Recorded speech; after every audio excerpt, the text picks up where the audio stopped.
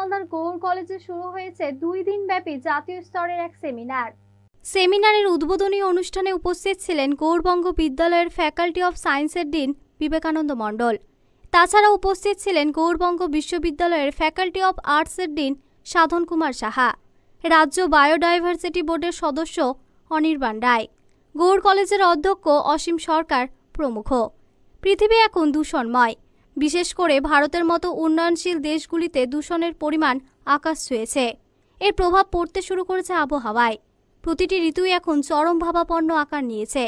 এর প্রভাব পড়েছে কৃষিক্ষেত্রেও। মাত্রা অতিরিক্ত দূষণ ও বিরূপ আবহাওয়ায় জমির উর্বরতা শক্তি কমেছে।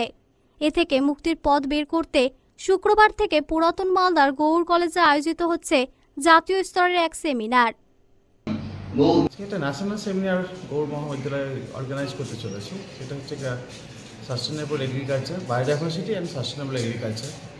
আজকের দিনে প্রাকৃতিক যে বৈষম্য বা অস্থিরতা তৈরি হয়েছে তার মেজর ইম্প্যাক্ট বা ক্ষতির দিকটা হচ্ছে যে আমাদের জীববৈচিত্র্য নষ্ট হচ্ছে। সেই জায়গাটার একটা বড়সড় মেজারমেন্ট স্কেল হচ্ছে আমাদের এগ্রিকালচার ফিল্ড।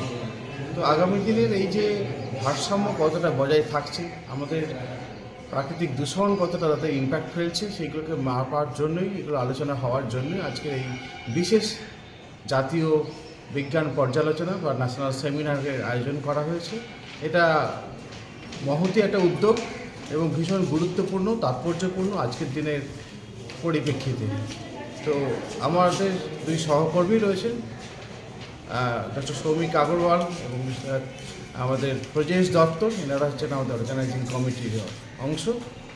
এনারাই সম্মিলিতভাবে এই সেমিনারটা, অবশ্যই প্রিন্সিপাল অফ গৌড় মহাবিদ্যালয়ে রয়েছেন, তারা একক প্রচেষ্টায় এইভাবে তারা তৈরি করছেন।